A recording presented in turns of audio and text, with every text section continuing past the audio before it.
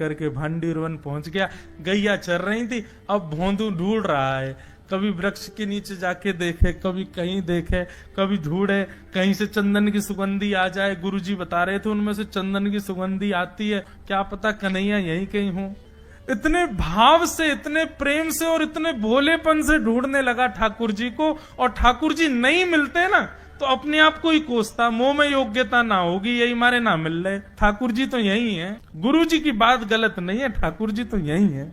उसके उस सहज भाव पर, उसके उस सरल भोंदूपने पर ठाकुर जी रीझ। इतने में ही देखा सामने से असंख्य गायों का झुंड आ रहा है, और भोंदू ने जैसी उन गायों को देखा, ऐसी गाय कभी देखी नहीं, अलग गाय, सींग चमक रहे हैं, सींगों के ऊपर के भाग में सोने चांदी मढ़े हुए हैं, ऐसी ऐसी सुंदर सुंदर तंदुरुस्त गैया।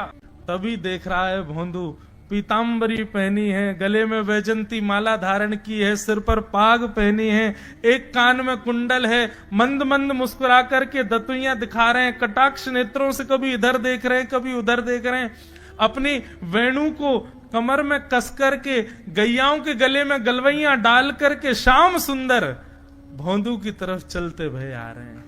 ये दृश्य देख करके हाथ पांव कांपने लगे भोंदू के। उसको लगा मेरे पास तो आएंगे ही नहीं है, वहीं से मुड़ जाएंगे, अब मैं उनके पास जाके उनको असहज नहीं करूंगा, यहीं से देख लूं, यहीं से प्रणाम कर लूं। लेकिन जैसे जैसे प्रणाम करके ऊपर देखता, ठाकुर जी और पास आ रहे हैं, और पास आ रहे हैं। जैसे ही ठाकुर जी आकर के बैठे, भोंदू के पास शब्द नहीं है, हाथ पैर कंपित हो रहे हैं। ठाकुर जी ने अपने आप ही भोंदू के गले में हाथ डाली, अरे तेरा नाम कहा है? जैसे ही ठाकुर जी ने नाम पूछा, भोंदू अपना ही नाम भूल गया, बोले मुझे याद ही नहीं मेरा नाम क्या है, पर प्रेम से सब लोग मुझे भोंदू बुलाते हैं। अब तो भोंदू नाम सुनते ही ठाकुर जी ताली दे दे के हंसने लगे, तेरा नाम भोंदू है? बोले हाँ मेरा नाम भोंदू है। और ठाकुर जी आपको अच्छा लगो? बोले हाँ बहुत अच्छा लगो। आपको नाम कहा है? ठाकुर जी बोले तुम मोह ना जाने? बोले जानू तो ना हूं, लेकिन गुरु जी ने जैसो रूप बताया वैसो ये आपको, तो आप कहीं नंद नंदन तो नहीं हो? ठाकुर जी बोले हाँ मैं नंद नंदन नहीं हूँ, यशोदा जी को लाला, नंद जी को लाला। भोंदू बोलो जय हो भगवान, आज आपके दर्शन है गए। गुरु जी और सब बालकन को तो आप शायद रोज ही मिलते होंगे, लेकिन मैं ही अभागो, मोको आप आज ही मिले हो। ठाकुर जी बोले अब चल बात मत बनावे, जल्दी कछु खवा, मुझको भूख लग रही है। भोंदू एक कपड़े में रोटी बांध के उसमें मिर्च और गुड़ रख करके लेके गया।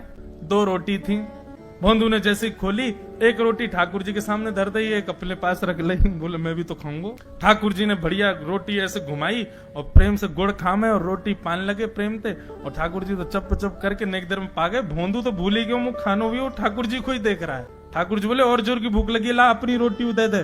भोंदू बोलो मुंह को भी भूख लगी है। बोले अच्छा चल आधी आधी खा ले, या मैं आधी तू खा ले आधी मैं खा लूं, दोनों खा लिए। कल तो नेक्स्ट से ज्यादा सी रोटी ले आइयो, भूख ज्यादा लगे, और सुन यही समय आइयो, मिलूंगा कल भी तोते। ठाकुर जी अपने मार्ग पर चले गए। भोंदू इतना प्रसन्न है, बोले आज मुझको ठाकुर जी मिल गए। गुरुदेव के प्रवचन का समय हो गया, भोंदू पीछे जाके बैठ गया, अपने गुरुदेव को प्रणाम करे, इनकी कृपा से ठाकुर जी मिले। उसने किसी को नहीं बताया, उसको लगा सबको ही मिलते हैं भगवान, मुझे ही मिले हैं बहुत दिन बाद। दूसरे दिन भोंदू खूब सारी सामग्री रसोई घर में इकट्ठा करके जाने लगा। किसी ने जाके गुरुदेव से कह दिया कि भोंदू बहुत सारी सामग्री ले जा रहा है। गुरुदेव ने जाके कही भोंदू इतनी सामग्री ले जा रहा हो भैया, वो भंडारो करेगो का? नहीं गुरुजी भंडारो तो नहीं करूंगा, वो नंद नंदन नाम है, वो यशोदा नंदन मदन मोहन, वो अपनी गैया चरा के आए, कल भी आए, मेरी रोटी खा गए, मैं भूखो ही रहेगो कल, या हमारे ज्यादा सी ले जा रहा हूँ, बेचारे बहुत भूखे आए कल, कि उनको पेट भर जाएगा, मैं भी पा लूंगा, या हमारे गुरुजी आज ज्यादा सामग्री ले जा रहा हूँ। गुरुदेव ने मन में सोचा ये बात कोई और कहे तो अविश्वास किया जा सकता है, लेकिन भोंदू झूठ नहीं बोलता, भोंदू कभी झूठ नहीं बोलता, भोंदू की बात पर विश्वास करना ही पड़ेगा। गुरुदेव बोले सुन सुन ठाकुर जी आए थे? बोले हाँ। उनका रूप कैसा था? जैसा रूप आपने बताया था ना गुरुजी, बिल्कुल वैसा, ऐसे कटाक्ष नेत्र, मोती जैसे दांत, ठाकुर जी की मुस्कान ऐसी, पाग ऐसी, कान ऐसे। गुरुदेव के तो नेत्र बंद हो गए, वे सब अनुभव करने लगे।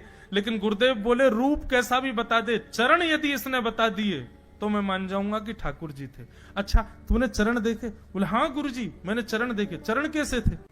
ठाकुर जी के चरण जब वो चल करके आगे बढ़ते हैं ना तो चिन्ह बन जाते हैं, कहीं ध्वजा बनी थी, कहीं शंख बना था, कहीं कुछ बना था। और उनके जो नखून है ना, उनमें से ऐसा लगता है मानो जैसे कोमल का पराग हो, कमल का पराग हो। और चरणों का रंग कैसा, जैसे मानो जैसे गुरुदेव कमल होता है ना, कमल की आकृति, ऐसे ठाकुर जी के। जब चरण का यथावत वर्णन भोंदू ने कर दिया, गुरुदेव समझ गए, बोले निश्चित ठाकुर जी आते। नहीं तो भोंदू कहां जाने, इतनी बुद्धि नहीं है उस पे कि वो इतना सब कुछ ढूंढ धाड़ के मुझे बताए।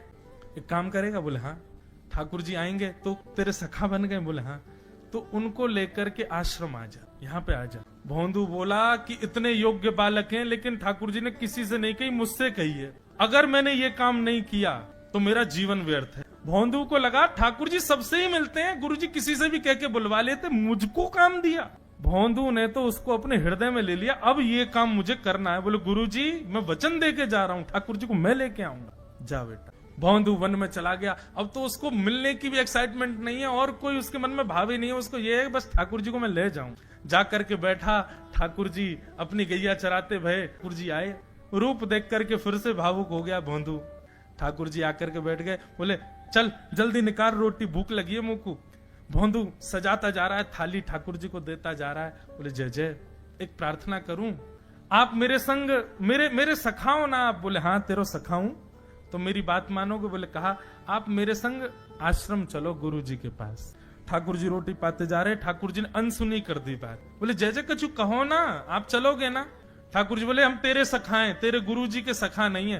तू मोते मिल, तू मेरे संग खा, तू मेरे संग रहे, तू कछु कर, तो कुछ सब अधिकार है, लेकिन ये हम गुरु जी ते मिल बातें मिल ये सब हम नहीं करेंगे। हम बस तेरे सखाएं तो ही जाने और कोई ना जाने। ए जय जय ऐसे मत कहो ना, वे नहीं बताते तो मैं तो आपको देख ही नहीं पाता, मैं तो आपको जानता ही ना हूं।